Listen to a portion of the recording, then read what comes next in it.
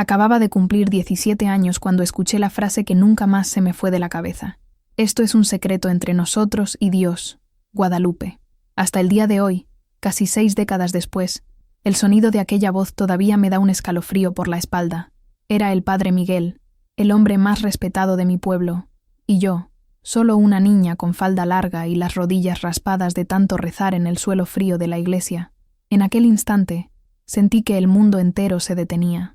La habitación era pequeña, olía a madera encerada, y la Biblia abierta sobre la mesa parecía mirarme fijamente, como si me acusara de algo que yo ni siquiera había hecho. Quería correr, pero mis piernas pesaban como piedras.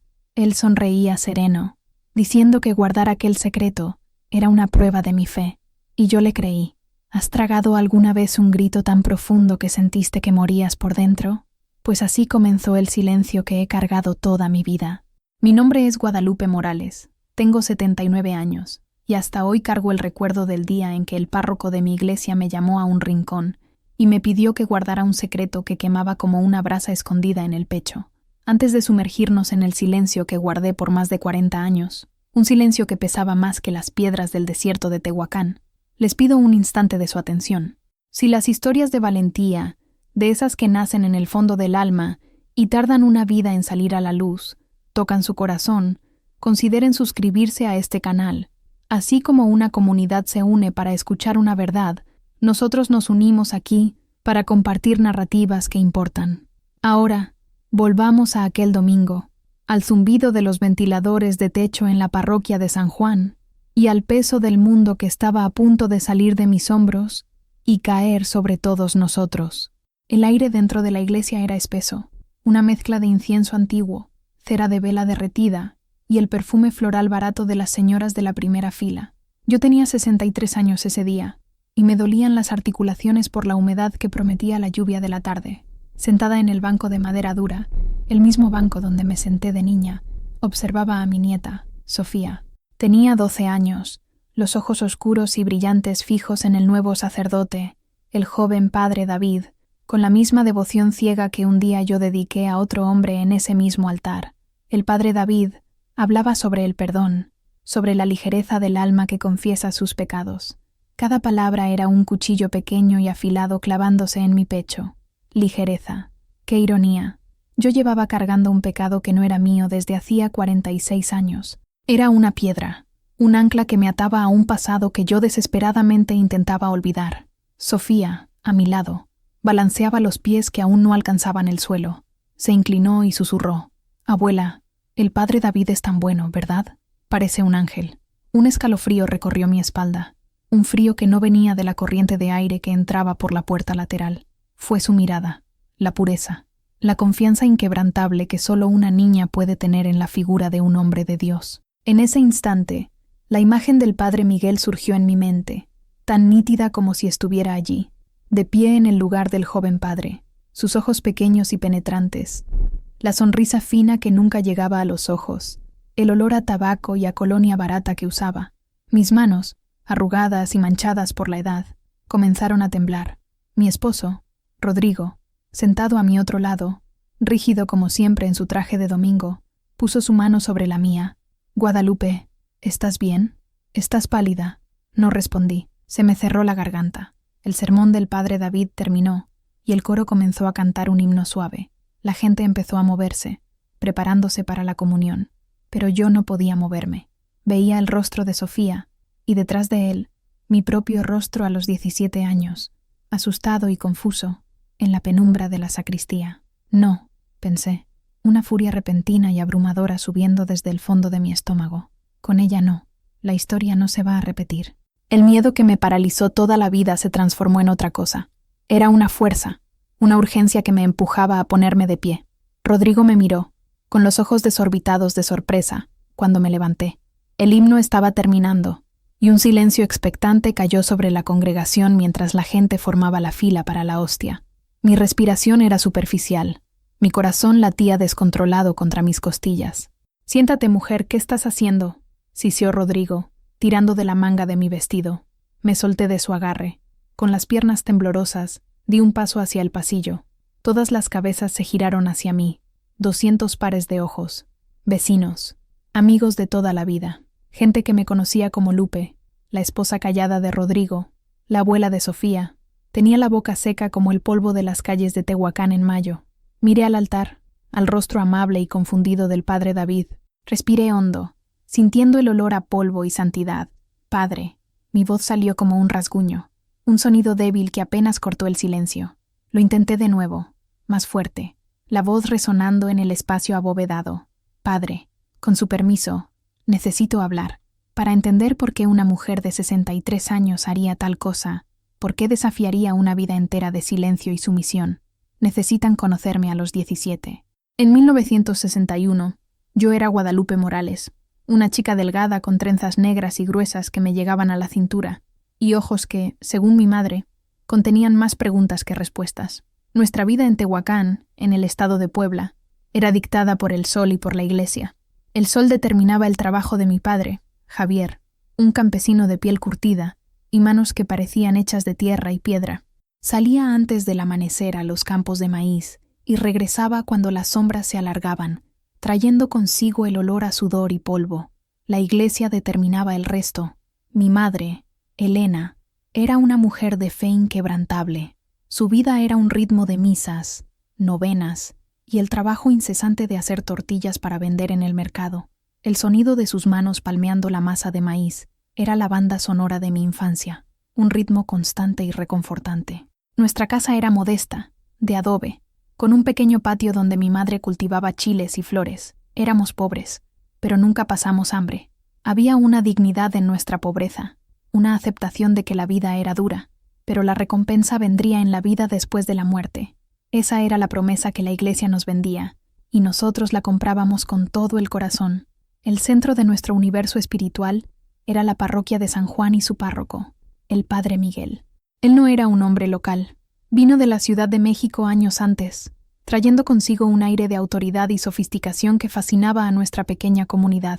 Era de mediana edad, con el cabello canoso peinado hacia atrás con brillantina, y un rostro que podía alternar entre una benevolencia paternal y una severidad aterradora en cuestión de segundos. Su palabra era ley. Resolvía disputas de tierras, aconsejaba a parejas en crisis y decidía quién era digno de la caridad de la iglesia. Para mi madre, era un santo en la tierra. Para mi padre, era una autoridad a la que se debía respetar, como el alcalde o el jefe de policía. Para mí, era una figura distante e imponente. Lo veía en el altar, su voz resonando por la nave, hablando de pecado y redención, en un español pulido que sonaba muy diferente a nuestro dialecto local. Sentía una mezcla de admiración y miedo, como se siente por una tormenta poderosa o por el calor del desierto al mediodía. Yo era una buena chica, tímida, obediente. Ayudaba a mi madre, iba a misa todos los domingos y me confesaba una vez al mes, aunque mis pecados eran triviales. Tener pensamientos impacientes con mi hermana menor, sentir envidia del vestido nuevo de una amiga, cosas así. Mi mundo era pequeño y bien definido, la casa, el mercado, la iglesia. En esa época, mi mejor amiga era Isabela. Ella era mi opuesto, atrevida, habladora, con un brillo de rebeldía en los ojos. Mientras yo aceptaba el mundo como era, Isabela lo cuestionaba. ¿Por qué el padre Miguel tiene un coche si San Francisco predicaba la pobreza?, preguntaba. Y yo la regañaba, escandalizada por su blasfemia. También estaba Rodrigo. Era unos años mayor. Ya trabajaba como ayudante de albañil. Era callado, fuerte e intenso. A veces, lo sorprendía mirándome desde el otro lado de la plaza después de la misa. Sus ojos eran serios, y su mirada me hacía sentir un calor extraño en la cara. Yo desviaba la mirada, con el corazón latiendo un poco más rápido, sin saber qué hacer con esa atención. Mi vida era una línea recta, un camino de piedra claro y predecible. Me casaría, probablemente con alguien como Rodrigo, tendría hijos, haría tortillas como mi madre, y enseñaría a mis hijos a temer a Dios. No deseaba nada más, porque no sabía que algo más fuera posible. Yo era un lienzo en blanco, esperando que la vida pintara su cuadro en mí. Mal sabía yo que las primeras pinceladas serían de un gris oscuro y opresivo, aplicadas por la mano del hombre que todos considerábamos nuestro guía espiritual. Todo comenzó una tarde de jueves, a finales del verano. El calor era sofocante, y el aire vibraba con el zumbido de las cigarras. Mi madre me pidió que llevara unas flores de nuestro patio para adornar el altar de la Virgen María. Era una tarea común. algo que yo y otras muchachas de la parroquia hacíamos con frecuencia. La iglesia estaba vacía y silenciosa, un refugio fresco del calor de afuera. La luz se filtraba por los vitrales, pintando el suelo de piedra con manchas de azul, rojo y dorado. Puse las cinias y los cempasúchiles en el jarrón a los pies de la estatua de la Virgen e hice la señal de la cruz. Cuando me di la vuelta para salir, una voz me detuvo. «Guadalupe, hija mía», era el padre Miguel. Salió de la sacristía, con una sonrisa amable en el rostro. Murmuré un saludo respetuoso, bajando los ojos como me habían enseñado. «Qué hermosas flores», dijo, acercándose. Olió una de las cinias. «Tu madre tiene manos benditas, y tú también, ya veo. Tienes un alma piadosa, Guadalupe. Te observo. Tu devoción es pura». Mi cara se sonrojó. Un elogio del padre Miguel era algo para guardar en el corazón. «Gracias, padre», tartamudeé. Se quedó en silencio por un momento, solo observándome. Sus ojos eran difíciles de leer. «Necesito ayuda en la parroquia», dijo, con la voz baja y confidencial. «Alguien de confianza. Alguien con un corazón puro y una mente discreta. Alguien como tú». Sentí que crecía unos 5 centímetros. ¿Yo? ¿Importante para el padre? «Puedo ayudar a limpiar, padre. O a arreglar los bancos». Él negó con la cabeza, la sonrisa ampliándose un poco. «No. Algo más importante. Tareas administrativas. Organizar los registros de donaciones, los gastos de la iglesia. Es un trabajo que exige honestidad y silencio. ¿Crees que puedes hacerlo?» «Sí, padre». «Claro», respondí, con el corazón latiendo de orgullo. «Excelente», dijo. «Ven a la sacristía el sábado por la tarde, después de que todos se hayan ido a casa. Mantendremos esto entre nosotros por ahora. No quiero causar celos en las otras muchachas». La idea de un secreto con el padre Miguel me pareció emocionante, especial. Me sentía elegida. Esa noche apenas pude dormir. Le conté a mi madre que el padre me había pedido ayuda con la limpieza general, una pequeña mentira piadosa que no pesó en mi conciencia. Ella se puso radiante, como si yo hubiera sido personalmente bendecida. El sábado fui a la iglesia según lo acordado. El sol de la tarde se estaba poniendo, y la iglesia estaba sumida en largas sombras. La sacristía era una habitación pequeña, abarrotada de vestimentas, libros litúrgicos y cajas. El aire tenía un fuerte olor a moho e incienso. El padre Miguel estaba sentado en un pequeño escritorio de madera oscura, con un gran libro de contabilidad abierto frente a él. Me señaló una silla. «Siéntate, Guadalupe». Comenzó a explicarme la tarea. Parecía simple. Él me dictaba números de una pila de recibos y sobres de donación, y yo los anotaba en el libro. Pero noté algo extraño. Había 2 pilas de sobres. Una, más grande, que guardaba en un cajón con llave. Otra, más pequeña, de la que me dictaba los valores. Cuando le pregunté sobre la otra pila, su sonrisa desapareció. «Esas son donaciones especiales, hija mía, para misiones secretas de la iglesia, fondos que deben manejarse con la máxima discreción. Ni siquiera el obispo sabe todos los detalles. Es un trabajo sagrado, ¿entiendes? Y ahora tú eres parte de él». Puso su mano sobre la mía, que estaba apoyada en el libro. Su mano era pesada y cálida. El contacto duró un segundo más de lo necesario. «Esto requiere un voto de silencio absoluto. Es una prueba de tu fe. Entiendes la importancia de esto, ¿verdad?» Asentí, tragando saliva. El olor a moho de repente pareció sofocante. La palabra secreto ahora tenía un peso diferente. Ya no era emocionante. Era pesado. Pero ¿quién era yo para cuestionar a un hombre de Dios? Yo era Guadalupe Morales, la chica de alma piadosa, y estaba a punto de aprender que la piedad, en las manos equivocadas, puede convertirse en una cadena. En las semanas que siguieron, mi vida se dividió en 2. Estaba la vida de siempre, bajo el sol, ayudando a mi madre, riendo con Isabela e intercambiando miradas tímidas con Rodrigo en la plaza. Y estaba la vida secreta, en las sombras de la sacristía, 2 veces por semana, registrando números en un libro que empezaba a entender que era una farsa. Para el resto de Tehuacán, nada había cambiado. La influencia del padre Miguel era como el aire que respirábamos, invisible, pero omnipresente. Yo lo veía desde una nueva perspectiva ahora, observándolo de lejos. Vi a doña Elvira, cuya casa había sido dañada por una tormenta, ir a él llorando, pidiendo ayuda del fondo de caridad de la iglesia. Él la consoló, le puso la mano en la cabeza y prometió rezar por ella. Después, le dio unos pocos pesos, diciendo que era todo lo que la parroquia podía ofrecer en ese momento. Yo sabía que en el cajón cerrado con llave de la sacristía había suficiente para reparar su techo 10 veces. Se me formó un nudo en la garganta, un nudo de complicidad y vergüenza. Vi también al señor Flores, un agricultor, discutir con el padre sobre el diezmo. El padre le recordó, con una voz fría y tranquila, que la generosidad con Dios era el camino hacia una cosecha bendecida y que la mezquindad podía atraer la ira divina. El señor Flores salió de la iglesia con la cabeza gacha, derrotado.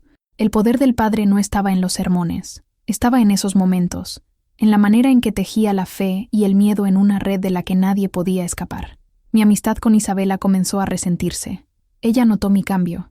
Yo estaba más callada, más pensativa. «¿Qué te pasa, Lupe?», me preguntó un día, mientras lavábamos ropa en el río. «Pareces estar a 1.000.000 de kilómetros de distancia. ¿Es por Rodrigo? ¿Finalmente te habló?» «No, no es nada», mentí, frotando una camisa con fuerza contra la piedra de lavar. «Es el padre, entonces», dijo, con una perspicacia que me asustó. «Pasas mucho tiempo en esa iglesia. Mi tía dijo que te vio salir de la sacristía el otro día, muy tarde. ¿Qué tanto haces allí?» El pánico me heló. «Estoy ayudando a organizar unos papeles viejos. Es un trabajo de caridad». Isabela entrecerró los ojos. «No confío en él, Lupe. La forma en que mira a la gente, como si estuviera sopesando su valor, y nunca sonríe con los ojos». Sus palabras hicieron eco de mis propias dudas no expresadas, y eso me aterrorizó. «No hables así, Isabela. Es pecado», repliqué con más agresividad de la que pretendía. «Es un hombre de Dios». Ella se encogió, herida. «Está bien, lo siento, pero ten cuidado». Ese fue el comienzo de una grieta entre nosotras. No podía permitirme tener sus dudas cerca de mí. Eran un reflejo demasiado claro de las mías. Mientras tanto, Rodrigo se convertía en una presencia más constante, aunque silenciosa. No era un hombre de muchas palabras. Después de la misa del domingo, se acercaba al grupo donde yo estaba con mi familia. Saludaba a mi padre con un respetuoso asentimiento de cabeza y a mi madre con un «Buenos días, señora». A mí solo me miraba, una mirada intensa que parecía decir 1000 cosas. Un domingo me esperó a la salida de la iglesia con 2 tunas rojas y dulces en las manos. Me las extendió, con el rostro sonrojado bajo la piel bronceada por el sol. «Para ti», dijo, con la voz un poco ronca. Las tomé, nuestros dedos rozándose por un breve instante. Su piel era áspera, con callos del trabajo, pero su tacto era suave. «Gracias, Rodrigo». «De nada, Guadalupe». Se quedó allí por un momento, como si quisiera decir más, pero las palabras no le salieron. Simplemente asintió y se fue, dejándome con las frutas dulces y un corazón que, por un momento, se sintió ligero y normal. Aquel pequeño gesto de simplicidad y honestidad era un bálsamo para mi alma atormentada. Era un destello de un mundo fuera de la sacristía, un mundo donde las cosas eran exactamente lo que parecían ser, un mundo que sentía que estaba perdiendo con cada número falso que escribía en el libro del padre Miguel. La rutina en la sacristía se estableció, y con ella, una sensación de pavor normalizado. Cada sábado y martes por la tarde, entraba en la iglesia silenciosa, con el corazón pesado. El padre Miguel ya estaría allí, esperando. El ritual era siempre el mismo. Cerraba con llave la puerta de la sacristía, para que no nos interrumpan, decía con una sonrisa, y sacaba las 2 pilas de sobres de donación. La pila más grande, la de las misiones secretas, iba al cajón. La más pequeña era para el libro de contabilidad oficial. Mi caligrafía, antes motivo de orgullo, ahora me parecía cómplice, cada letra y número trazando un mapa de mi deshonra. El secreto que me pidió que guardara no fue un único evento, sino un proceso continuo de engaño y manipulación. Me hizo creer que era parte de algo más grande. «Guadalupe, la gente sencilla de este pueblo no lo entendería», me dijo una vez, mientras contaba un fajo de billetes antes de guardarlo en el cajón. «Ellos piensan en pequeño, una gotera en el techo, un saco de maíz, pero la iglesia, la verdadera iglesia, tiene batallas más grandes que librar, batallas por el alma de México. Este dinero», dio un golpecito en el cajón, «financia esas batallas. Estamos construyendo el reino de Dios de una manera que ellos no pueden comprender. Nuestro trabajo aquí es un acto de fe». Era un maestro en torcer la realidad. Me hizo sentir, al mismo tiempo, especial y sucia, privilegiada por conocer la verdad, pero culpable por engañar a la gente que amaba. La violación no fue física, no en el sentido que la gente imagina cuando oye historias oscuras sobre sacerdotes. Fue más sutil, más profunda. Fue una violación de mi conciencia, un robo de mi inocencia. El toque escondido, que marcó mi memoria para siempre, no fue lascivo, sino posesivo. Sucedió una tarde en que estaba particularmente distraída. Había cometido un error en el libro, escribiendo un valor en la columna equivocada. Estaba nerviosa, tratando de borrar la tinta con una cuchilla. Él se levantó y se puso detrás de mí. Sentí su presencia antes de verlo. Puso sus manos en mis hombros. Eran pesadas, firmes. «Calma, hija mía», dijo, con la voz baja cerca de mi oído. «No hay nada que no se pueda arreglar». Entonces, su mano derecha se deslizó por mi brazo, lentamente, hasta sujetar mi muñeca con firmeza. Me quitó la cuchilla de la otra mano. Su pulgar rozó el interior de mi muñeca, donde la piel es fina y la vena azulada palpita. El gesto duró solo unos segundos, pero el tiempo pareció congelarse. No fue un toque de consuelo, fue un toque de control, de posesión. Era un recordatorio silencioso de quién estaba al mando, de que yo le pertenecía a él, a este secreto. Me quedé helada, con el aire atrapado en los pulmones. Su olor a tabaco me envolvió. «¿Ves?», dijo, corrigiendo el error con una habilidad sorprendente. «Todo en orden. Somos un buen equipo, tú y yo». Soltó mi muñeca, pero la sensación de sus dedos quedó impresa en mi piel durante horas. Esa noche, en casa, me froté la muñeca con jabón y un cepillo áspero, como si pudiera lavar el recuerdo de ese toque. Pero fue inútil. El toque estaba dentro de mí ahora, un sello de mi complicidad. Estaba atrapada. Si se lo contaba a alguien, ¿quién me creería? ¿Guadalupe, la hija del campesino contra el padre Miguel, el representante de Dios en Tehuacán? Me llamarían mentirosa, loca, tentadora. Mi familia sería avergonzada, marginada. El padre lo sabía. Había construido mi jaula con los materiales más fuertes que existen: fe, miedo y vergüenza. Y yo, una chica de 17 años, no tenía la menor idea de cómo escapar. La carga del secreto comenzó a cambiarme por dentro. Era como llevar una piedra en el estómago, una que se hacía más pesada cada día. El mundo, que antes parecía simple y lleno de color, ahora estaba descolorido, visto a través de un velo de ansiedad. En casa, me convertí en una sombra. Mi madre, Elena, lo notó primero. Es una mujer de pocas palabras, pero de gran percepción. Me observaba mientras yo revolvía la comida sin apetito, o cuando me sobresaltaba con el sonido de la puerta al abrirse. «¿Qué tienes, mija?», me preguntó una noche, mientras estábamos sentadas en el patio, desvainando ejotes. La luna estaba llena, plateando las hojas de las plantas de chile. «Nada, mamá, solo estoy cansada», respondí, manteniendo los ojos bajos. «Estás en la iglesia todo el tiempo, al servicio de Dios». «Lo sé», dijo, con orgullo en la voz, «pero hasta los siervos de Dios necesitan descansar. Estás muy delgada, tus ojos están tristes». Quería gritar, quería volcar todo en su regazo: el libro de contabilidad, el cajón cerrado, el toque del padre en mi muñeca. Quería que me abrazara y me dijera que todo estaría bien, que ella me protegería. Pero, ¿cómo podría destruir su fe? El padre Miguel era el pilar de su mundo. Contarle la verdad sería como decirle que el sol ya no saldría más. Sería cruel. Así que me tragué las palabras, y se convirtieron en otro trozo de la piedra dentro de mí. «Es solo el calor, mamá». Mentí una vez más. El secreto también me envenenó en la iglesia. Durante la misa, cuando el padre Miguel subía al púlpito y hablaba sobre la honestidad y la caridad, una rabia amarga me subía por la garganta. Veía a mis vecinos, gente pobre y trabajadora, poniendo sus monedas ganadas con esfuerzo en la canasta de la colecta, creyendo que estaban ayudando a la obra de Dios. Y yo sabía a dónde iba realmente parte de ese dinero. La hipocresía era tan espesa que sentía que me iba a ahogar. Comencé a buscar excusas para no ir a misa. Dolor de cabeza, cólicos, mucho trabajo en casa. Esto causó fricción con mis padres. Para ellos, faltar a misa era impensable. «¿Qué está pasando contigo, Guadalupe?», me preguntó mi padre un domingo, con voz severa. Rara vez levantaba la voz, por lo que sus palabras tenían un peso enorme. «Te estás alejando de Dios». La ironía era dolorosa. Nunca me había sentido tan lejos de Dios, pero no era por mi elección. Sentía que Él me había abandonado en esa sacristía oscura y mohosa. Ya no podía rezar. Las palabras parecían vacías, huecas. ¿Cómo podía pedirle perdón a Dios cuando me veía obligada a pecar todos los días? El sueño se convirtió en mi enemigo. Tenía pesadillas. Soñaba que estaba encerrada en la sacristía. las paredes cerrándose sobre mí. En otros sueños, estaba en medio de la plaza del pueblo, y todos me señalaban, gritando, ladrona, mentirosa.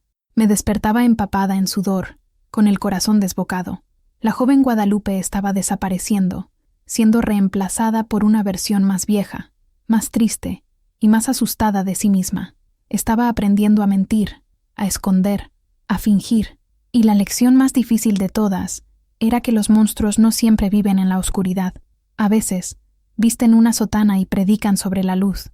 En medio de esta oscuridad creciente, Rodrigo era un punto de luz, aunque distante. Continuó su cortejo silencioso y persistente. Sus gestos eran pequeños, pero significativos. Una fruta fresca, una flor silvestre que encontraba de camino al trabajo, un saludo con la cabeza desde el otro lado de la calle.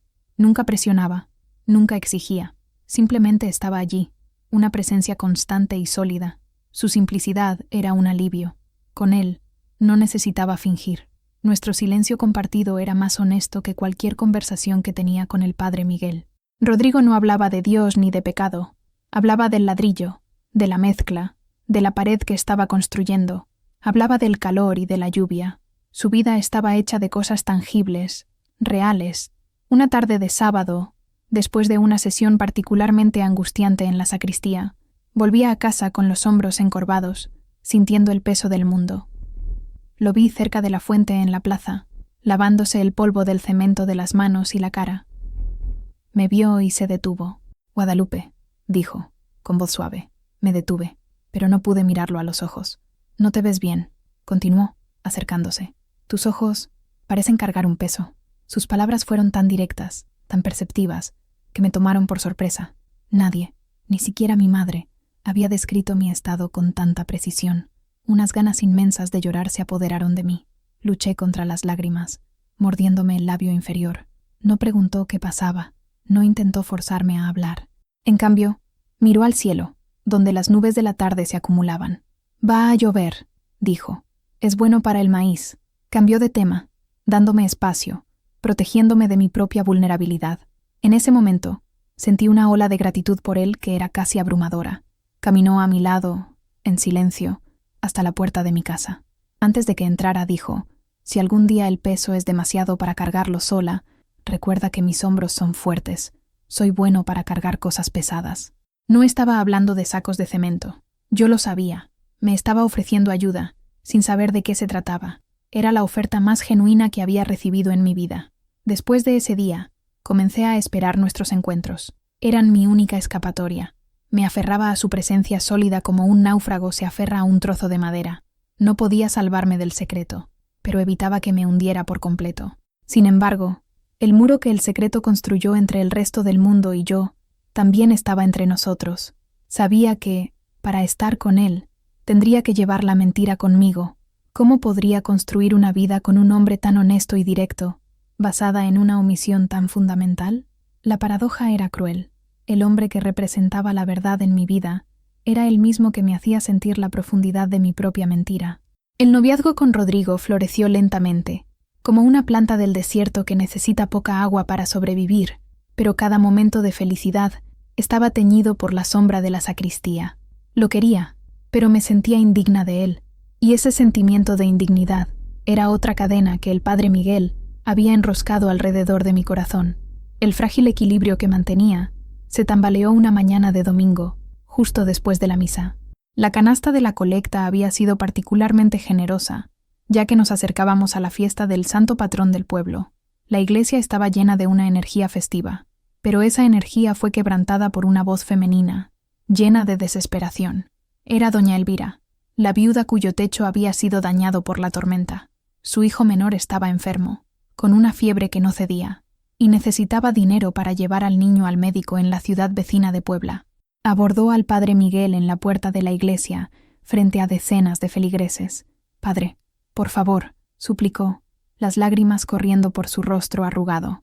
«Es una cuestión de vida o muerte. Sé que el Fondo de Caridad ha recibido muchas donaciones. Un pequeño préstamo es todo lo que pido». El rostro del padre Miguel se transformó en una máscara de piedad compasiva. «Mi querida Elvira», dijo, con la voz suave y paternal, «sabes que si pudiera, te daría todo el dinero del mundo. Pero los fondos son escasos. Hemos ayudado a muchas familias este mes. Las necesidades son grandes. Pero vi a la gente poner tanto dinero en la canasta, insistió ella, la voz subiendo de tono. ¿Dónde está ese dinero, padre? Un murmullo recorrió a la multitud. Cuestionar al padre, y además en público, era algo inaudito. El aire se tensó. Sentí que la sangre se me iba del rostro. Mi corazón comenzó a latir descontroladamente. Estaba parada cerca de allí, al lado de mi madre, y sentí todas las miradas sobre mí, aunque nadie me estuviera mirando realmente. El padre Miguel mantuvo la calma. Su mirada barrió a la multitud, y por una fracción de segundo se encontró con la mía. Fue una mirada rápida, pero cargada de significado. Era una orden. Las cuentas de la iglesia son transparentes, hija mía, le dijo a doña Elvira, pero su voz parecía dirigida a todos. Tenemos registros meticulosos. De hecho, la joven Guadalupe aquí presente hizo un gesto en mi dirección. Me ha estado ayudando a organizarlo todo. Ella es testigo de nuestra pobreza y de nuestra buena administración. El mundo pareció girar. Todos los ojos se volvieron hacia mí. Mi madre me miró con orgullo. Isabela, desde lejos, me miró con una expresión confusa. Rodrigo, cerca de la puerta, me miró con preocupación. Y doña Elvira me miró con una pizca de esperanza. Estaba en el centro de un escenario, con el foco sobre mí. El padre Miguel me entregó el guión, y yo tenía que actuar. La verdad estaba en la punta de mi lengua, una palabra de fuego que podría quemarlo todo, pero el miedo era un cubo de agua fría, el miedo a la humillación, a la marginación de mi familia, al poder de ese hombre. Bajé la cabeza y murmuré, con la voz tan baja que apenas era audible: es verdad, los fondos son escasos. La esperanza en los ojos de doña Elvira se apagó, soltó un sollozo y se alejó, derrotada. La multitud se dispersó, cuchicheando. El padre me dio un asentimiento de cabeza casi imperceptible, un gesto de aprobación que me hizo sentir físicamente enferma. Corrí a casa, me encerré en mi cuarto y vomité. No solo había mentido, había sido usada como un arma contra una mujer desesperada. Me había convertido en una participante activa de su crueldad. La piedra en mi estómago ya no era una piedra, era una montaña, y yo estaba atrapada debajo de ella, sin aire para respirar. Ese día me di cuenta de que no era solo la guardiana de un secreto, era su prisionera, y mi sentencia era perpetua. Aquel incidente en la iglesia fue la gota que colmó el vaso para Isabela. Me buscó al día siguiente, con el rostro cerrado en una expresión de rabia y decepción. Me encontró en el patio, remendando una de las camisas viejas de mi padre. «No te creo, Lupe», dijo sin rodeos. «Isabela, por favor». Comencé, pero me interrumpió. «No, vi tu rostro ayer. Tenías miedo. Y mentiste. Sé que mentiste. Todo el mundo sabe lo devota que es la familia de doña Elvira, cuánto donan a la iglesia, aunque tengan tan poco. ¿Y tú te quedaste ahí y dijiste que no había dinero? No lo entiendes». Tartamudeé con las manos temblando. «Entonces explícamelo», exigió. «¿Qué está pasando en esa sacristía? ¿Qué te está haciendo ese hombre?» La forma en que lo dijo, haciendo a ti, me recorrió un escalofrío por la espalda. Era una acusación velada, una sospecha terrible que yo misma no me atrevía a nombrar. El miedo me consumió. Si Isabela, mi mejor amiga, estaba pensando cosas así, ¿qué no pensarían los demás si contaba la verdad? La historia se transformaría en algo aún más sórdido, más vergonzoso. El pánico me hizo cruel. «Déjame en paz, Isabela», siseé, levantándome. «Tú y tu mente sucia. Siempre has dudado de todo. Siempre has buscado el mal en todas partes. El padre Miguel es un buen hombre, y yo lo estoy ayudando con la obra de Dios. Si no puedes entenderlo, entonces el problema es tuyo, no mío». Las palabras la golpearon como una bofetada. Sus ojos se llenaron de lágrimas. Vi el dolor en su rostro, la confusión. Acababa de romper algo precioso, nuestra amistad, que duraba desde que éramos niñas pequeñas corriendo descalzas por esas mismas calles de tierra. «Lupe», susurró, con la voz entrecortada, «solo estoy preocupada por ti. No necesito tu preocupación». Mentí, con la voz dura como una piedra. «Vete». Se quedó mirándome por un largo momento, como si esperara que me retractara, pero no lo hice. No podía. Para protegerme, para proteger a mi familia, tenía que alejarla. Era otra pieza de mi antigua vida que tenía que sacrificar en el altar del secreto del padre Miguel. Se dio la vuelta y se fue, en silencio. La observé caminar por la calle, con los hombros caídos. Cada paso que daba lejos de mí era un paso que yo daba más profundo en mi soledad. La grieta entre nosotras se había convertido en un abismo. Esa noche lloré en mi almohada. Lloré por doña Elvira y su hijo enfermo. Lloré por Isabela, la amiga que había perdido. Y sobre todo, lloré por mí misma, por la chica que fui y que nunca más sería. Estaba completamente sola ahora, aislada por la muralla de mentiras que yo misma ayudé a construir. La única persona con la que compartía mi secreto era mi verdugo, lo que hacía mi prisión aún más claustrofóbica. El peso del silencio impregnó todos los rincones de mi casa. La alegría que antes existía, incluso en medio de las dificultades, fue reemplazada por una tensión sutil pero constante. Mis padres, aunque no sabían la causa, sentían los efectos de mi angustia. Las comidas se convirtieron en asuntos silenciosos. Mi padre, Javier, me observaba desde el otro lado de la mesa, con el ceño fruncido por la preocupación. Era un hombre de la tierra, que entendía los ciclos de las estaciones, el lenguaje de las nubes, pero no entendía la tristeza que veía en los ojos de su hija. Una vez lo intentó. Guadalupe, dijo, después de que mi madre y mi hermana ya se habían retirado. ¿El trabajo en la iglesia te está haciendo bien? Era una pregunta simple, pero cargada de significado. Me estaba dando una oportunidad, una ocasión para hablar. Miré sus manos, callosas y agrietadas por el trabajo duro, manos que me cargaron cuando era niña, que me protegieron, y sentí una ola de vergüenza. ¿Cómo podría sobrecargarlo con mi suciedad? Él ya cargaba el peso de mantener a la familia. Sí, papá, respondí, con voz débil. Es un honor servir a la iglesia. Él asintió lentamente, pero la preocupación no abandonó su rostro. Sabía que estaba mintiendo, pero no sabía cómo atravesar el muro que yo había levantado. Con mi madre, Elena, era aún más difícil. Su fe era el cimiento de su vida. Hablaba del padre Miguel con una reverencia que me revolvía el estómago. Encendía velas por él, rezaba por su salud. Cada palabra de alabanza que pronunciaba era como sal en mis heridas. «Eres tan afortunada, mija», me dijo un día, mientras doblaba la ropa lavada. «Estar tan cerca de un hombre tan santo. Aprende de él, observa su sabiduría». Yo solo asentí, sintiéndome una impostora en mi propia casa. Las oraciones nocturnas en familia, que antes eran un momento de consuelo y unión, se convirtieron en una tortura. Arrodillados juntos en el suelo de tierra apisonada, recitando el Padre Nuestro, las palabras, perdona nuestras ofensas, como también nosotros perdonamos a los que nos ofenden, me quemaban en la garganta. ¿A quién tenía que perdonar? ¿Al Padre, por enredarme en su telaraña? ¿O a mí misma por ser demasiado débil para escapar? Y la frase, no nos dejes caer en la tentación y líbranos del mal, sonaba como una broma cruel. Yo vivía en el corazón del mal, y él vestía una sotana. El secreto me aisló de mi propia familia. Estaba físicamente presente, pero mi mente y mi espíritu estaban en otro lugar, atrapados en la sacristía. Reía cuando ellos reían, pero mi risa era hueca. Los oía hablar sobre los vecinos, la cosecha, los precios en el mercado, pero las palabras flotaban a mi alrededor sin tocarme. Era una extraña entre las personas que más amaba en el mundo. Esa distancia era, quizás, la parte más dolorosa de mi prueba. El padre Miguel no solo había robado el dinero de la iglesia, había robado mi conexión con mi familia, mi sentido de pertenencia, mi paz de espíritu. Me había convertido en una isla, y las aguas a mi alrededor estaban hechas de miedo y mentiras. En medio de esa desolación, Rodrigo se convirtió en mi único refugio. Parecía sentir mi fragilidad, y en lugar de alejarse, se acercó con una delicadeza que me desarmaba. No hacía preguntas que yo no podía responder. En cambio, me traía a su mundo de cosas simples y sólidas. Me llevaba a pasear al atardecer, cuando el calor disminuía. Caminábamos en silencio por las veredas que llevaban a los campos de maíz. Me mostraba cómo crecían las plantas. Hablaba de la tierra, de la promesa de lluvia. Su presencia era calmante, un contrapunto a la tensión febril que sentía en presencia del padre Miguel.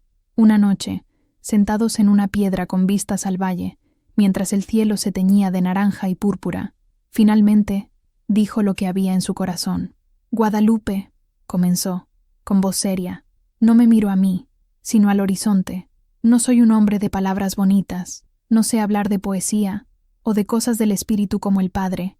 Sé hablar de trabajo, de construir cosas que duren. Y quiero construir una vida, contigo».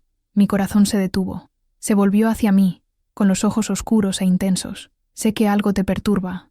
No sé qué es, y no voy a preguntar, pero sé que tienes una bondad en ti que brilla incluso a través de la tristeza. Quiero pasar el resto de mi vida protegiendo esa bondad. Quiero construirte una casa, con mis propias manos. Quiero verte sonreír de nuevo. Una sonrisa de verdad, que venga de dentro. Respiró hondo. Guadalupe Morales, ¿quieres casarte conmigo? Las lágrimas que había contenido durante meses finalmente llegaron. Corrieron por mi rostro, silenciosas y cálidas. Eran lágrimas de tristeza por la mentira que tendría que llevar al matrimonio, pero también lágrimas de un inmenso alivio. Casarme con Rodrigo era una vía de escape. Era una puerta de salida de la casa de mis padres, donde la presencia de la iglesia era constante. Era una forma de alejarme del control directo del padre Miguel. Era la promesa de una nueva vida, de una nueva identidad. Ya no sería la ama ayudante del padre, sería la esposa de Rodrigo, la señora Castillo. Pero, al mismo tiempo, sabía que estaba siendo deshonesta. Estaba aceptando el amor de un hombre bueno, sabiendo que había un abismo de secretos entre nosotros. La culpa me carcomía, pero la necesidad de escapar era más fuerte. Sí, susurré, con la voz entrecortada por las lágrimas. Sí, Rodrigo, me caso contigo. Él no sonrió, pero un profundo alivio suavizó sus facciones. Tomó mi mano, la suya grande y áspera envolviendo la mía. No hubo beso, ni abrazo apasionado. Fue un momento solemne, un pacto silencioso. Me estaba ofreciendo un puerto seguro, y yo me estaba aferrando a él con todas mis fuerzas. En ese momento, tomé una decisión. Elegí la supervivencia en lugar de la verdad. Elegí construir una vida sobre cimientos de arena, rezando para que la marea nunca subiera lo suficiente como para arrastrarlo todo. Fue una decisión desesperada, la decisión de una prisionera que ve una ventana abierta y no lo piensa 2 veces antes de saltar, sin saber la altura de la caída. El noviazgo fue corto. Nuestras familias eran sencillas, y no había motivo para largas esperas. Rodrigo trabajó incansablemente, ahorrando cada peso para nuestro futuro. Mis padres se sintieron aliviados. Veían en Rodrigo a un hombre bueno y trabajador, un futuro seguro para la hija que ya no lograban entender. A sus ojos, el matrimonio era la cura para mi melancolía. La tarea más difícil fue decírselo al padre Miguel. Lo pospuse todo lo que pude. El miedo me paralizaba. Finalmente, un martes por la tarde en la sacristía, me armé de valor. «Padre, tengo una noticia», dije, con la voz temblorosa. «Rodrigo Castillo me ha pedido en matrimonio, y he aceptado». Dejó lo que estaba haciendo y me miró. Su rostro permaneció inexpresivo por un largo momento. El silencio era pesado, amenazante. Podía oír el tic-tac de un reloj antiguo en algún lugar de la iglesia. Entonces, una sonrisa lenta y fría se extendió por sus labios. «Vaya, qué maravilla, hija mía», dijo, pero sus ojos no sonreían. Eran como 2 trozos de hielo. «Rodrigo es un buen muchacho, un poco tosco quizás, pero trabajador. Tendrás una vida sencilla pero segura». Sentí un escalofrío. La forma en que lo dijo, como si me estuviera menospreciando mi elección. «Eso significa, por supuesto, que ya no podrás ayudarme aquí», continuó, con aire casual. «Una mujer casada tiene sus obligaciones, la casa, el marido». Un sentimiento de alivio puro e intenso me inundó. Se había acabado. Estaba libre. «Sí, padre, entiendo. Pero», dijo, y la palabra quedó suspendida en el aire como una sentencia. Se levantó y caminó lentamente hacia mí. Retrocedí instintivamente hasta que mi espalda encontró la pared fría. Se detuvo justo delante de mí, invadiendo mi espacio personal. «Nuestro trabajo aquí, nuestro acuerdo, eso no cambia. El voto de silencio que le hiciste a Dios no se anula por un voto matrimonial a un hombre. ¿Entiendes, Guadalupe?» No me estaba preguntando, me lo estaba diciendo. Era una orden, una amenaza. Levantó la mano y me tocó la barbilla, forzándome a mirarlo. «Eres una chica inteligente. Sabes que la reputación de una familia es algo frágil, y la paz de un matrimonio también. Sería una pena que surgieran malentendidos». El miedo, que creía estar dejando atrás, volvió con toda su fuerza. Me estaba encadenando de nuevo, asegurándose de que, incluso casada, seguiría siendo su prisionera. El secreto no se quedaría en la sacristía, vendría conmigo a mi nuevo hogar, a mi lecho de casada, al resto de mi vida. El día de mi boda fue el más extraño de mi vida. Iba vestida de blanco, con el sencillo vestido cosido por mi madre. La iglesia estaba llena. Rodrigo estaba a mi lado en el altar, con el rostro solemne y orgulloso, y frente a nosotros, pronunciando las palabras sagradas sobre la unión y la honestidad, estaba el padre Miguel. Su voz resonaba por la iglesia, pero para mí, cada palabra estaba teñida de hipocresía. Cuando dijo, «Lo que Dios ha unido, que no lo separe el hombre», tuve que contenerme para no reír de amargura. Él, el hombre que estaba allí, era la separación. Él era la cuña que ya estaba clavada entre mi marido y yo. Durante la ceremonia, su mirada se encontró con la mía varias veces. No era la mirada de un sacerdote bendiciendo a una nueva pareja. Era la mirada de un carcelero comprobando los cerrojos de una celda. Cuando salimos de la iglesia, bajo una lluvia de arroz y pétalos de flores, sonreí a la gente, saludé, pero por dentro estaba en pánico. No había escapado, solo había cambiado una prisión por otra, más grande y más solitaria. La mentira ahora tenía un nombre, era mi matrimonio. La vida de casada comenzó en una pequeña casa de 2 habitaciones que Rodrigo construyó en la parte trasera del terreno de sus padres. Era sencilla, pero era nuestra. Él la había enlucido y pintado de blanco, y había plantado una bugambilla rosa cerca de la puerta. Era un hombre orgulloso de su trabajo, y yo me esforzaba por ser una esposa orgullosa de su hogar. Me sumergí en la rutina de la vida doméstica como si fuera un salvavidas. Aprendí a cocinar los platos favoritos de Rodrigo, a mantener la casa impecablemente limpia, a lavar su ropa de trabajo sucia de cemento y polvo. El agotamiento físico era una bendición. Me impedía pensar. Rodrigo era un buen esposo, proveedor, fiel, respetuoso, pero era un hombre de su tiempo, de pocas palabras y emociones guardadas bajo 7 llaves. Demostraba su amor construyendo un estante nuevo, arreglando un grifo que goteaba, trayendo su paga intacta a casa cada semana. No sabía cómo llegar a la parte de mí que vivía en las sombras, y el secreto siempre estaba allí, un tercer ocupante en nuestro pequeño hogar. Se sentaba a la mesa con nosotros durante las comidas silenciosas. Se acostaba en la cama entre nosotros por la noche, un espacio frío e infranqueable. Rodrigo debía de sentir mi distancia, mi vacilación. A veces, por la noche, extendía la mano para tocarme, y yo me encogía instintivamente, el recuerdo del toque del padre aún vivo en mi piel. Él retiraba la mano, confundido y dolido, y se daba la vuelta hacia su lado de la cama. Quería desesperadamente confesarme con él, contárselo todo. Pero, ¿cómo? ¿Cómo empezar esa conversación? Rodrigo, el hombre que nos casó, el hombre al que respetas, es un ladrón y un manipulador, y yo fui su cómplice. Las palabras morían en mi garganta. Temía su reacción. Me vería como una víctima, o como una pecadora. Su desprecio sería peor que la amenaza del padre. Así que me callé. 1 año después, nació nuestro hijo, Mateo. Sostener a mi bebé en brazos por primera vez fue la alegría más pura y aterradora que he sentido. Lo amaba con una ferocidad que me dejaba sin aliento. Y con ese amor vino un nuevo tipo de miedo. Miraba su rostro inocente y me prometía a mí misma que lo protegería de todo el mal del mundo. Pero ¿cómo podría, si yo misma llevaba el mal dentro de mí? La maternidad me dio un propósito, pero también profundizó mi soledad. Rodrigo se hundió aún más en el trabajo para mantener a la nueva familia. Yo pasaba los días sola con Mateo, en un mundo de pañales, lactancia y canciones de cuna. Amaba a mi hijo más que a mi vida, pero el aislamiento era abrumador. Evitaba la iglesia a toda costa. Inventaba excusas para no ir a misa, diciendo que Mateo estaba enfermo o que yo estaba muy cansada. Esto se convirtió en un punto de conflicto constante con Rodrigo. «La gente está comentando, Guadalupe», me dijo un día, con voz dura. «Dicen que la esposa del albañil se cree demasiado buena para rezar con el resto de nosotros». «Rezo en casa», respondí, sin mirarlo. «No es lo mismo. Tenemos que dar el ejemplo a nuestro hijo. Necesita ser bautizado». Sabía que tenía razón.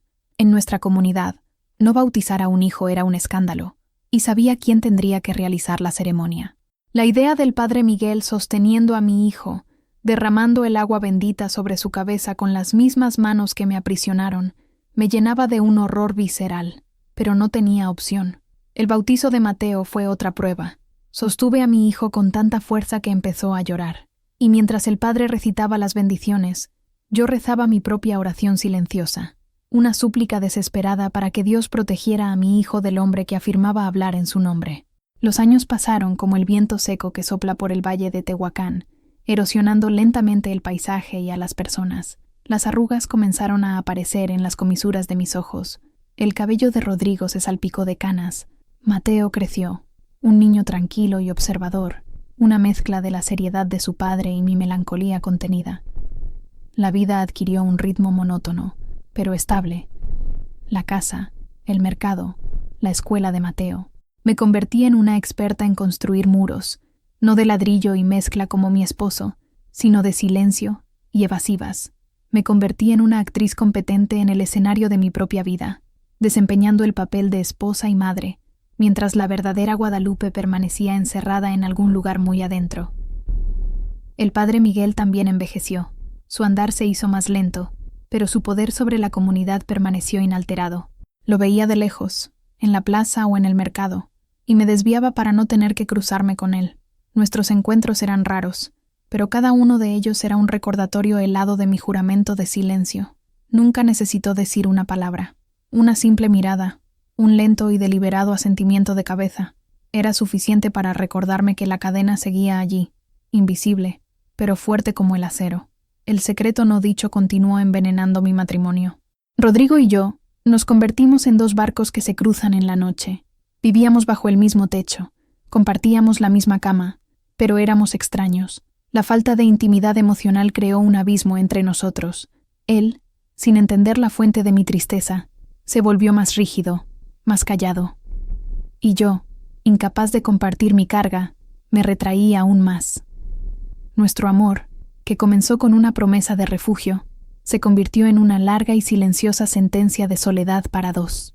Mateo creció en esa atmósfera de emociones no expresadas. Era un buen hijo, obediente y estudioso, pero había una tristeza en sus ojos que reflejaba la mía. Me sentía culpable por ello, por haberlo criado en una casa donde el aire estaba cargado de secretos. Lo amaba tanto, pero no sabía cómo darle la alegría y la ligereza que todo niño merece.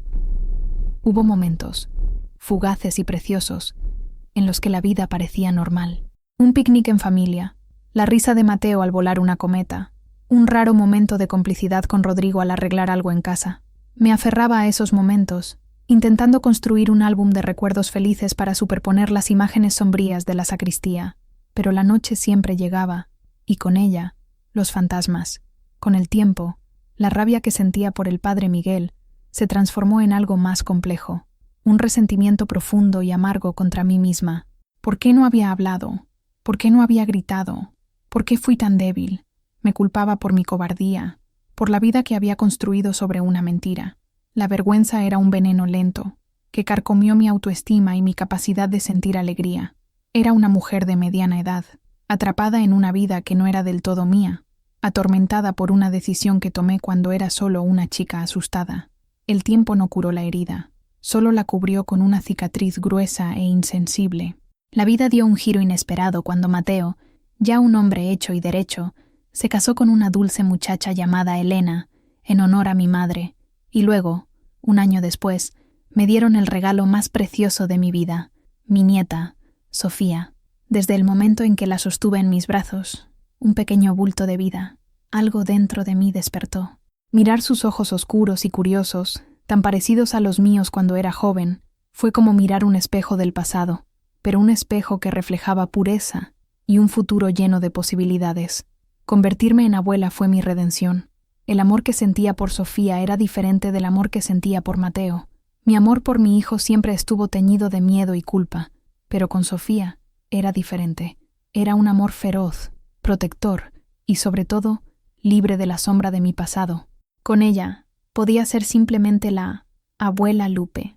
Podía reír, cantar, contar historias. Descongeló partes de mi corazón que creía congeladas para siempre. Sofía era una niña vibrante y llena de luz. Llenó nuestra casa silenciosa con risas y preguntas interminables. Incluso Rodrigo, que siempre fue tan serio, se derretía en su presencia. Lo veía en el suelo, jugando con ella, y vislumbraba al hombre joven y esperanzado con el que me había casado. Sofía nos unió de una manera que Mateo nunca pudo, quizás porque ella era inocente, intocada por la tristeza que se cernía sobre nuestra casa. Se convirtió en el centro de mi universo. Le enseñé a hacer tortillas, palmeando la masa con sus manitas. Le conté historias sobre las estrellas y los animales del campo, y, al hacerlo, comencé a redescubrirme, a encontrar pedazos de la joven Guadalupe que creía haber perdido para siempre. Pero con ese amor profundo, vino también un miedo igualmente profundo. El miedo de que el mundo, con su crueldad y sus depredadores, pudiera algún día apagar la luz de sus ojos. Me convertí en su guardiana, su leona protectora. La observaba jugar en la plaza y sentía un nudo en el corazón cada vez que un extraño se acercaba. Este instinto protector comenzó a desenterrar la rabia que había enterrado durante tanto tiempo, la rabia contra el padre Miguel, que había robado mi propia luz, la rabia contra mí misma, por haberlo permitido. Mirando a Sofía, me veía a mí misma a los 17 años, la misma confianza, la misma inocencia, y la idea de que alguien pudiera explotar esa inocencia, como la mía fue explotada, era insoportable. Sofía, sin saberlo, estaba removiendo los cimientos de mi prisión de silencio. Cada risa suya era un martillazo contra los muros, cada abrazo era una palanca forzando los barrotes. La semilla de la rebelión, que permaneció latente por más de 40 años, comenzó a germinar, regada por mi amor abrumador por esa niña. Aún no lo sabía, pero mi liberación no vendría a través del perdón o del olvido, sino a través de la necesidad de proteger a la siguiente generación. Unos años después del nacimiento de Sofía, una noticia se extendió por Tehuacán como la pólvora. El padre Miguel se jubilaba. La diócesis lo trasladaba a una casa de reposo para sacerdotes ancianos en la capital. La noticia fue recibida con una mezcla de tristeza y reverencia por la mayoría de la comunidad. Le hicieron una misa de despedida, una gran comida en la plaza. La gente lloró, le agradeció sus años de servicio. Yo no fui. Me quedé en casa, alegando una migraña. Rodrigo fue, por un sentido del deber, pero volvió antes de lo esperado. Me encontró sentada en la cocina, a oscuras. «Se ha ido», dijo, con voz neutra. Yo solo asentí. Una parte de mí esperaba sentir un alivio inmenso, una alegría liberadora, pero lo que sentí fue un extraño vacío. El villano de mi historia había salido de escena, pero el guión seguía siendo el mismo. La jaula estaba abierta, pero me había acostumbrado tanto a los barrotes que ya no sabía cómo volar. El secreto ya no vivía en él, vivía en mí. Su partida no me liberó, solo me dejó sola con mi fantasma. En su lugar, la diócesis envió a un sacerdote joven, recién ordenado, llamado David. Era lo opuesto al padre Miguel en todos los sentidos. Era alto y un poco torpe, con una sonrisa fácil y ojos amables.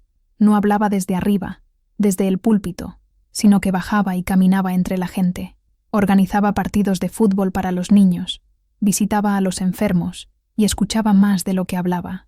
Traía consigo un aire de cambio, de una fe más ligera y más humana. La comunidad, poco a poco, se enamoró de él. La gente, que antes iba a la iglesia por miedo y obligación, ahora iba por voluntad propia. Había una nueva energía en la parroquia de San Juan. Yo observé todo esto con una distancia cautelosa. Ya no confiaba en las sotanas, sin importar cuán amable fuera el hombre que la llevaba. Para mí, la iglesia seguía siendo el escenario de mi trauma, y el altar, un lugar de hipocresía. Pero Sofía, que ahora tenía unos 10 años, quedó encantada con el padre David. Tenía un don especial con los niños, y ella lo adoraba. Comenzó a asistir a las clases de catecismo con entusiasmo, a participar en el coro infantil. Llegaba a casa hablando de las historias que contaba el padre, de su bondad, de cómo hacía que Dios pareciera un amigo y no un juez severo. Verla florecer en ese ambiente que para mí era tan tóxico fue una experiencia agridulce. Por un lado, me alegraba de que tuviera una experiencia de fe positiva, algo que a mí me fue negado. Por otro, cada palabra de elogio que decía sobre el padre me causaba un escalofrío.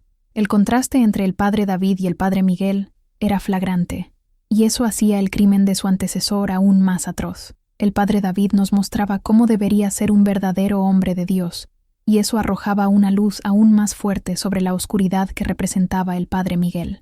Me di cuenta de que la partida de mi verdugo no era el final de la historia. La herida que dejó en la comunidad, el dinero que robó, la fe que pervirtió, todo eso había sido barrido bajo la alfombra. Se fue como un héroe, y la verdad se fue con él, enterrada en mi silencio. Y mientras veía a mi amada nieta caminar alegremente hacia la misma iglesia, hacia la misma sacristía, empecé a sentir que mi silencio ya no era una forma de autoprotección, era una traición. una traición a todas las personas que él engañó y, lo más importante, una traición potencial a Sofía, pues mientras no se dijera la verdad, la historia, de alguna manera, podría repetirse. El punto de inflexión, el momento en que apareció la primera grieta real en mi muro de silencio, no fue un evento dramático, sino un momento pequeño y silencioso. Fue un sábado por la tarde. Estaba en la cocina, y Sofía entró corriendo, con los ojos brillantes de emoción. «Abuela, abuela, adivina», dijo sin aliento. «El padre David me ha pedido que sea su ayudante especial». Se me heló la sangre. Sus palabras me transportaron en el tiempo. A otra tarde, otra iglesia, otra voz diciendo algo terriblemente similar. «¿Ayudante especial?», repetí, la voz saliendo más áspera de lo que pretendía. «¿Qué significa eso?». «Está organizando los archivos antiguos de la parroquia, los registros de bautismo y matrimonio de hace mucho tiempo», explicó, ajena a mi reacción. «Y dijo que tengo una letra bonita y que soy muy organizada, y me pidió que lo ayudara a poner todo en orden. Vamos a trabajar en la habitación del fondo, solo nosotros dos. Dijo que es nuestro secretito, para darle una sorpresa a la comunidad. Secretito». La palabra me golpeó como un puñetazo en el estómago. Me apoyé en la mesa, sintiendo las piernas débiles. La cocina pareció girar a mi alrededor. Veía el rostro animado de Sofía, pero detrás de él veía la sonrisa falsa del padre Miguel. Veía la puerta de la sacristía cerrándose. Sentía el peso de su mano en mi hombro. «Abuela, ¿estás bien? Te pusiste toda pálida», dijo Sofía. La preocupación en su voz me trajo de vuelta al presente. Forcé una sonrisa. «Estoy bien, mi amor. Solo me levanté muy rápido». Pero no estaba bien. Estaba aterrorizada. Sabía, con toda la certeza de mi alma, que el padre David era un hombre bueno. No era el padre Miguel. Su intención era pura, inocente. Probablemente solo quería hacer que una niña se sintiera especial. Pero el patrón era él mismo. Un hombre de autoridad. Una niña joven e impresionable. Un trabajo especial. Un secretito. En ese momento, entendí una verdad terrible. El mal no necesita estar presente para seguir causando dolor. La sombra del padre Miguel era tan larga que alcanzaba el presente y amenazaba con tocar a mi nieta. No era el padre David lo que me asustaba. Era el eco. Era el fantasma. Me di cuenta de que, al mantenerme en silencio, había permitido que ese patrón permaneciera intacto, como una trampa escondida en el bosque, esperando a la siguiente víctima inocente. Aunque el cazador se hubiera ido, la trampa seguía armada. Esa noche no pude dormir. Daba vueltas en la cama, las palabras de Sofía resonando en mi cabeza. Nuestro secretito. Cada vez que la frase venía a mi mente, una oleada de náuseas me recorría. Veía el rostro confiado de mi nieta y sentía el peso de 46 años de cobardía. Mi silencio, que durante tanto tiempo pareció un escudo para protegerme a mí y a mi familia, de repente me pareció la más peligrosa de las armas. Proteger a Sofía no significaba solo mantenerla alejada de hombres malos. Significaba enseñarle que ninguna persona, por muy poderosa o reverenciada que sea, tiene derecho a pedirle un secreto que la haga sentir incómoda. Significaba enseñarle a tener voz. ¿Y cómo podría enseñarle a tener voz si yo misma nunca había usado la mía? En la oscuridad de mi habitación, una decisión comenzó a formarse. No en mi mente, sino en mis entrañas. Era una decisión que me aterrorizaba más que cualquier cosa que hubiera enfrentado. Pero, por primera vez en casi 5 décadas, el miedo a hablar comenzó a ser superado por el miedo a permanecer en silencio. Los días que siguieron fueron un tormento. La decisión de hablar luchaba dentro de mí contra toda una vida de hábito de callar. Era una batalla violenta, librada en el silencio de mi propio corazón. Por un lado, estaba la imagen de Sofía, su rostro inocente y confiado.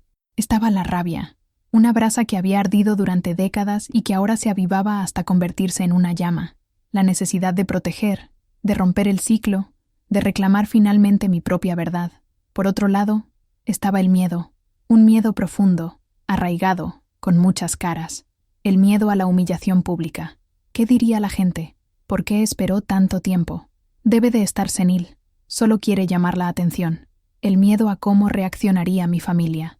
Rodrigo, con su orgullo y su devoción ciega a la institución de la Iglesia, se sentiría mortificado.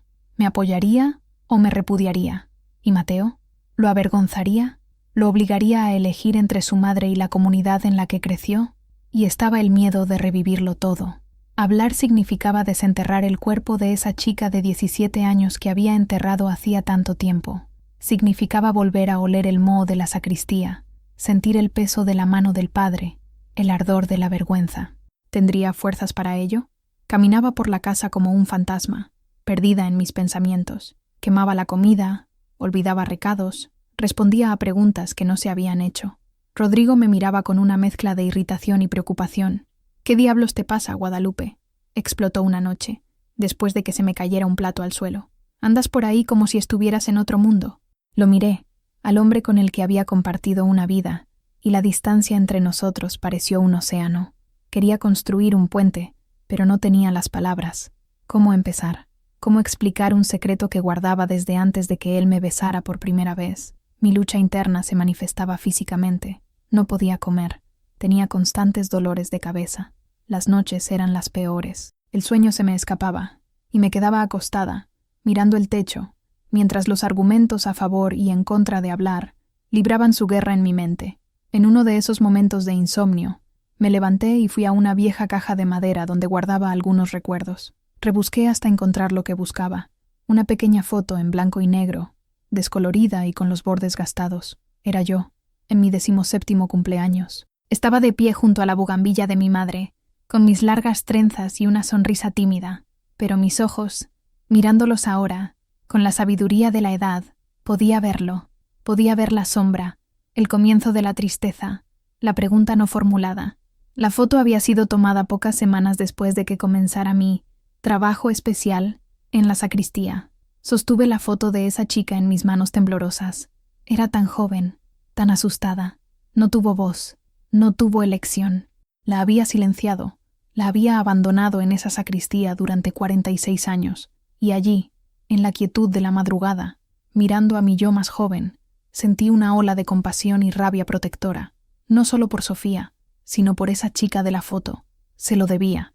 Le debía la verdad. Le debía la liberación. El miedo no desapareció.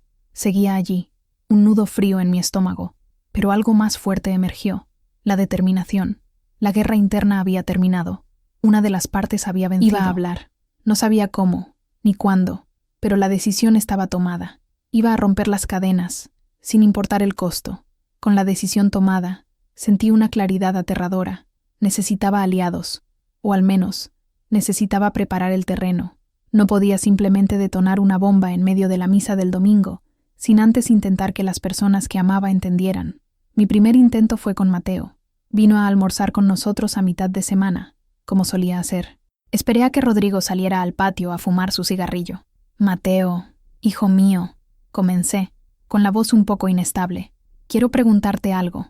¿Crees que siempre es correcto obedecer? Obedecer a la autoridad, quiero decir. A los maestros, al gobierno, ¿a un sacerdote?» Me miró, sorprendido por la pregunta. Mateo era un hombre práctico, un contador. Veía el mundo en blanco y negro, en débitos y créditos. «Bueno, mamá, generalmente sí», respondió, cauteloso. «La autoridad existe para mantener el orden. Si todos hicieran lo que quisieran, sería un caos. Pero, ¿y si la autoridad se equivoca?», insistí. «¿Y si la persona en el poder está haciendo algo perjudicial, pero usando su posición para ocultarlo?», frunció el ceño. «Eso es diferente.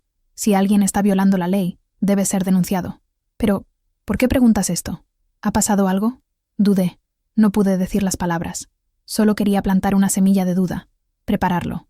«No, nada. Solo pensando en cosas viejas». Se encogió de hombros, claramente incómodo con la conversación abstracta. «Mamá, has estado extraña últimamente. Papá está preocupado. Quizás deberías ir al médico». La conversación fue un fracaso. Él no entendió, y yo no tuve el valor de ser más clara. Me veía como su madre anciana, quizás un poco confusa, y no como una mujer con una historia que contar. Mi siguiente intento fue con Rodrigo. Ese fue aún más difícil. Era un hombre de fe simple e inquebrantable. Para él, la iglesia era sagrada, y sus representantes, intocables. Esa noche, en la cama, me volví hacia él en la oscuridad. «Rodrigo, ¿te acuerdas del padre Miguel?». «Claro que me acuerdo», respondió, con voz somnolienta. «¿Qué pasa con él? ¿Tú siempre pensaste que era un buen hombre?». Hubo un largo silencio. Era un hombre de Dios, Guadalupe. Es todo lo que importa. ¿Por qué estás desenterrando el pasado? Porque el pasado no está muerto, susurré. A veces ni siquiera es pasado. Esas son tonterías de novela, refunfuñó, dándome la espalda. Deja de pensar en esas cosas. No te hace bien. Reza un poco. Te ayudará a dormir. El muro entre nosotros nunca pareció tan alto, tan impenetrable.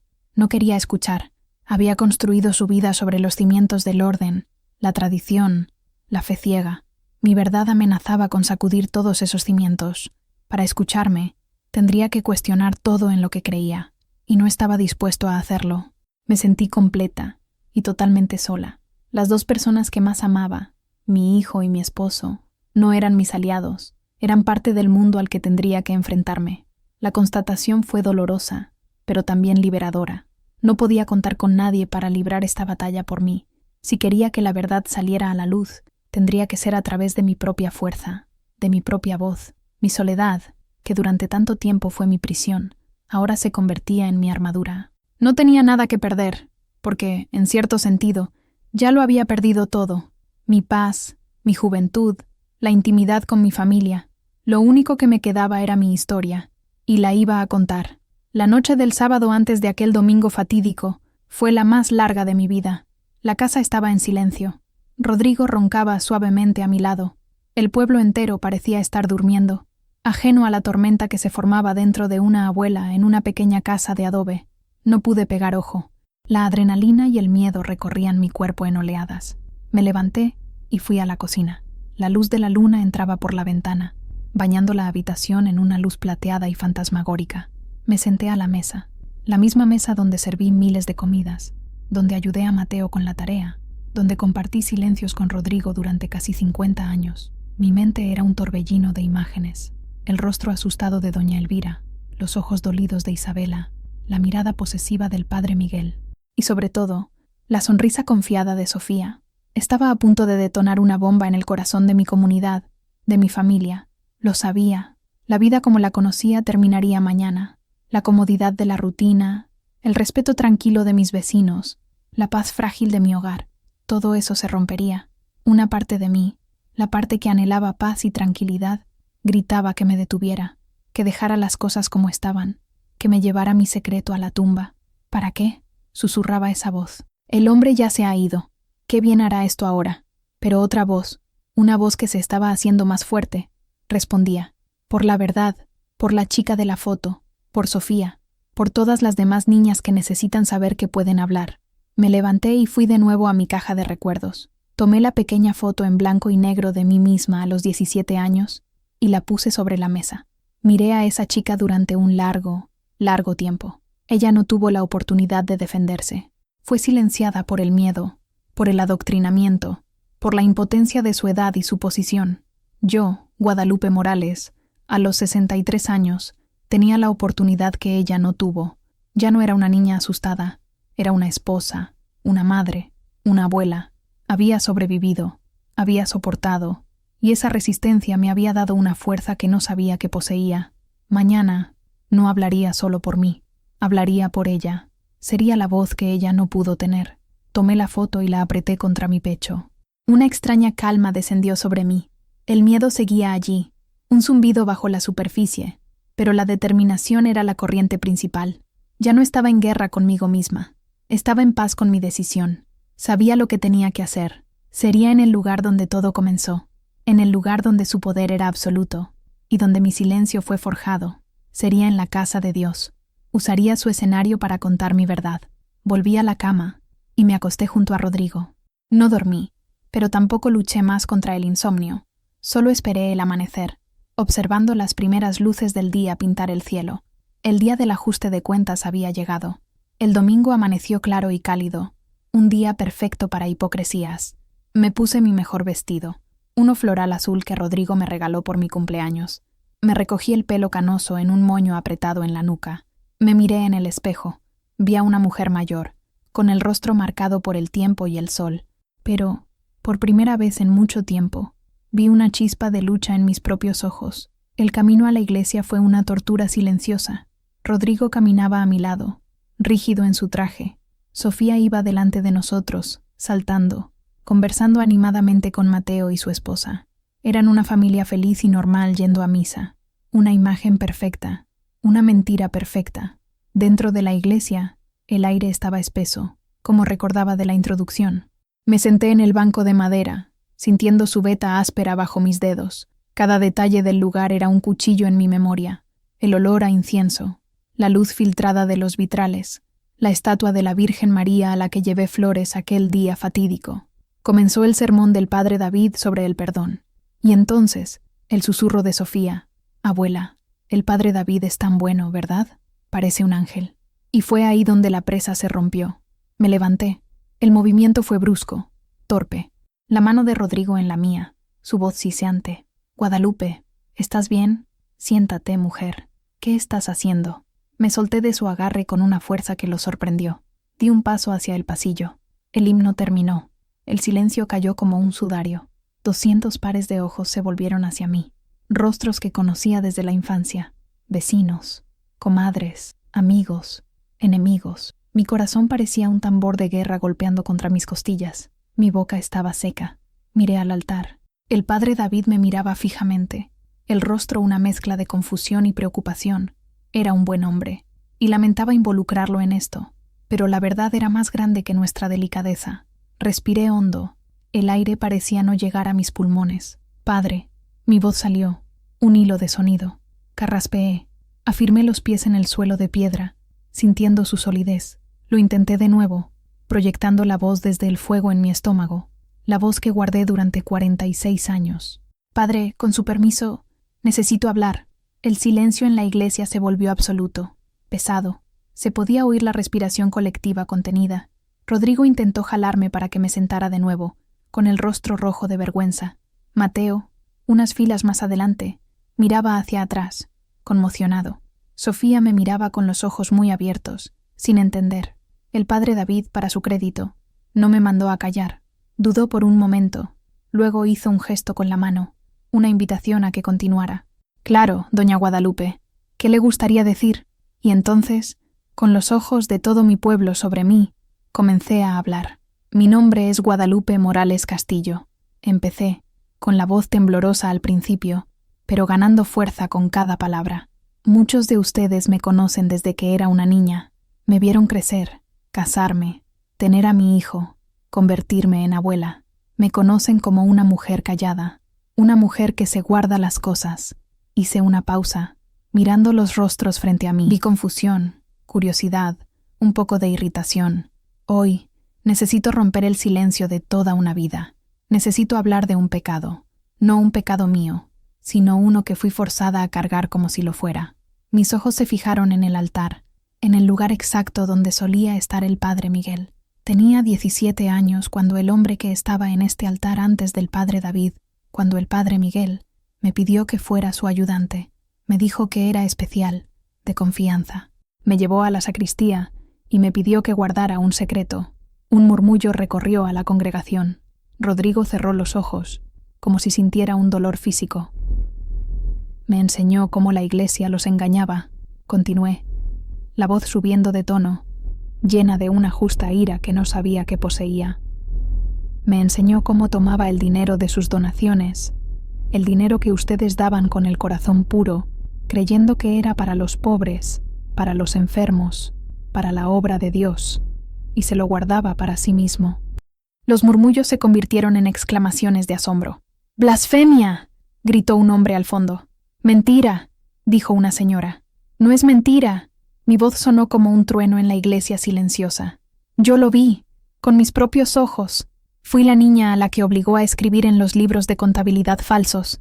Fui la niña que tuvo que mentirle a doña Elvira cuando su hijo estaba enfermo, diciéndole que no había fondos, mientras yo sabía que el cajón del padre estaba lleno de su dinero». Señalé la puerta de la sacristía. «La verdad está ahí, en los libros, en los registros, si es que no los destruyó. Pero yo soy la prueba viviente.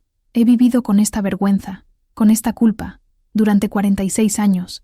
Usó mi fe, mi miedo, mi respeto por la sotana para silenciarme. Me amenazó la paz de mi familia, para asegurarse de que nunca hablara. Las lágrimas corrían libremente por mi rostro ahora, pero no eran lágrimas de debilidad, eran lágrimas de liberación. Me callé por miedo.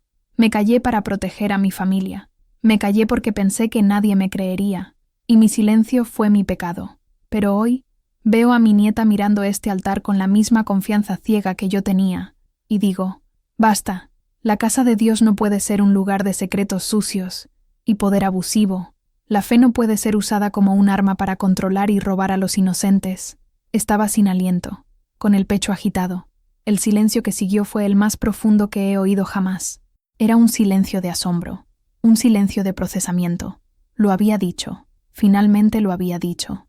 La piedra que cargué durante toda una vida había rodado, y ahora yacía en medio de la iglesia, para que todos la vieran.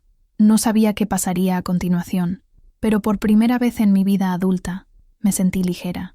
El pandemonium que siguió fue contenido, pero intenso. El padre David, pálido, bajó del altar y caminó hacia mí, pidiendo calma a la congregación. Rodrigo me sujetó del brazo, no con rabia, sino con una especie de desesperación, e intentó sacarme. «Vámonos, Guadalupe. Por el amor de Dios, vámonos». Pero no me moví. Necesitaba ver qué pasaría. «Esto es un absurdo», gritó el señor Rodríguez, un viejo amigo del padre Miguel. «Esta mujer se ha vuelto loca», faltándole el respeto a la memoria de un hombre santo. Varias personas estuvieron de acuerdo con él, asintiendo, mirándome con desprecio. Me preparé para el ataque, para la humillación, pero entonces otra voz se alzó, una voz femenina, envejecida, pero clara. Ella no está mintiendo. Todos se giraron. En medio de la iglesia, una mujer de pelo blanco, apoyada en un bastón, se levantó. Tardé un segundo en reconocerla. Era Isabela, mi amiga de la infancia. No nos hablábamos de verdad desde hacía décadas, solo saludos educados en la calle. Sus ojos se encontraron con los míos, y en ellos vi una tristeza antigua y una comprensión profunda. «No sé sobre el dinero», dijo, con voz firme, «pero sé que el padre Miguel era un hombre cruel y manipulador. Siempre supe que había algo malo en él. Recuerdo cómo cambió Lupe en esa época. La alegría desapareció de sus ojos. Intenté preguntar, pero me apartó. Ahora entiendo por qué. Tenía miedo». Un silencio de asombro cayó de nuevo. El testimonio de Isabela, una mujer respetada en la comunidad, dio peso a mis palabras. Y entonces, como una primera gota de lluvia antes de una tormenta, otra persona habló. Una señora mayor, cerca del frente, levantó una mano temblorosa. «Me acuerdo», dijo, con voz débil. «Mi esposo y yo pedimos ayuda a la parroquia para pagar el entierro de nuestra hija. El padre Miguel nos dijo que no había ni un centavo. Tuvimos que vender nuestra única vaca». Otro hombre se levantó. «Me hizo donar un pedazo de tierra a la iglesia, diciendo que era la voluntad de Dios. Después, supe que vendió la tierra a un empresario de la ciudad. Uno por uno, pequeñas historias comenzaron a surgir. No eran historias de robo a gran escala, sino de pequeñas crueldades, de manipulaciones, de abuso de poder espiritual. La imagen del Santo Padre Miguel comenzó a agrietarse, a hacerse añicos allí mismo, en medio de su propia iglesia. La gente no solo estaba escuchando mi historia, estaban recordando las suyas propias, conectando los puntos que nunca antes se habían atrevido a conectar. La presa que el miedo y la reverencia habían construido durante 50 años finalmente se estaba rompiendo. La verdad no era solo mía. Era un río subterráneo que corría por debajo de toda la comunidad, y yo solo había abierto la primera fisura para que saliera a la superficie. Miré a Rodrigo. Su rostro ya no era de vergüenza, sino de una confusión profunda y dolorosa. Estaba escuchando a sus vecinos, a la gente que respetaba, confirmar lo impensable. Su mundo se estaba desmoronando. Mateo estaba a mi lado ahora, con la mano en mi hombro, un gesto de apoyo silencioso. Y Sofía, mi querida Sofía, me miraba con una expresión que nunca olvidaré. No era miedo, ni confusión, era admiración. En ese momento, en medio del caos y el dolor de la verdad expuesta, supe que había hecho lo correcto. Salir de la iglesia fue como atravesar un sueño. La gente nos abrió paso, los rostros una mezcla de asombro, lástima y un nuevo tipo de respeto. Nadie dijo nada. El padre David nos acompañó hasta la puerta. «Doña Guadalupe», dijo, la voz llena de una emoción que no pude descifrar. «Necesitamos hablar. La diócesis necesita saber esto». Yo solo asentí, exhausta. El camino a casa fue el más largo y silencioso de mi vida. Rodrigo caminaba a mi lado, mirando al suelo, los hombros encorvados como si llevara un peso enorme. Mateo, su esposa y Sofía nos siguieron a una pequeña distancia, dándonos espacio. Cuando llegamos a casa, Rodrigo fue directamente al patio y se sentó en un viejo banco de madera, con la cabeza entre las manos. Entré en la cocina y me senté a la mesa, todo el cuerpo temblando con la adrenalina que se desvanecía. Mateo entró y se sentó frente a mí. «Mamá», dijo con la voz entrecortada, «¿por qué nunca nos lo contaste? Cargaste con esto sola, todo este tiempo». «No sabía cómo», respondí, con voz susurrante. Tenía tanto miedo. Sofía se acercó y me abrazó con fuerza. «Fuiste tan valiente, abuela», dijo, con el rostro enterrado en mi hombro, la abuela más valiente del mundo. Sus palabras fueron el bálsamo que mi alma necesitaba. Lloré, pero por primera vez fueron lágrimas de alivio. Pasé el resto del día recibiendo visitas. Isabela fue la primera. Me abrazó y lloramos juntas, lamentando los años de amistad perdidos por un secreto que no era nuestro. Vinieron otras mujeres, trayendo pan dulce y café, compartiendo sus propias historias en voz baja, historias de intimidación y manipulación que nunca se atrevieron a contar. Mi cocina, el centro de mi vida doméstica y silenciosa, se convirtió en un confesionario, un lugar de sanación colectiva. Por la noche, cuando todos se fueron, fui al patio. Rodrigo todavía estaba allí, en la misma posición. Me senté a su lado. Permanecimos en silencio durante un largo tiempo, escuchando el sonido de los grillos. «Toda mi vida», dijo finalmente, con la voz ronca, «creí en la iglesia, en la palabra del Padre. Te juzgué, Guadalupe. En mi corazón, te juzgué por no ser lo suficientemente devota. Y todo el tiempo, tú eras la que tenía más fe. Estabas luchando contra el diablo. Y yo volvió hacia mí, con los ojos rojos. ¿Puedes perdonarme?» Tomé su mano áspera y callosa. «No hay nada que perdonar, Rodrigo. Los dos fuimos engañados. Tú simplemente no lo sabías. El silencio que se instaló entre nosotros era diferente. No era el silencio de la distancia, del resentimiento no dicho. Era un silencio de comprensión, de un nuevo comienzo. Los cimientos de arena de nuestro matrimonio habían sido barridos por la tormenta, y ahora, en el dolor y la verdad, teníamos la oportunidad de construir algo nuevo, sobre la roca sólida de la honestidad. El camino sería largo y difícil, pero por primera vez en nuestro matrimonio, estábamos mirando en la misma dirección. La verdad, por muy dolorosa que fuera, no nos destruyó. Estaba empezando a sanarnos. Los meses que siguieron fueron de transformación, para mí y para Tehuacán. La diócesis abrió una investigación. El padre David fue un aliado incansable, asegurándose de que nuestras voces fueran escuchadas. Descubrieron irregularidades financieras que se extendían por décadas. El nombre del padre Miguel fue retirado de una placa en la iglesia. La justicia fue lenta y burocrática, pero llegó. Para mí, el verdadero cambio fue interno. El peso que llevaba en mi espalda se fue. Caminaba más erguida. Podía respirar hondo. La melancolía que me acompañó toda la vida se disipó como la niebla de la mañana. Empecé a reír de nuevo, una risa que venía del fondo de mi vientre. Mi relación con Rodrigo cambió profundamente. Empezamos a conversar, de verdad, por primera vez en 50 años. Él me contó sobre sus propias luchas silenciosas, sus miedos, y yo le conté los míos. Nos descubrimos de nuevo, no como el joven albañil y la niña asustada, sino como dos viejos supervivientes que habían atravesado un largo y duro viaje.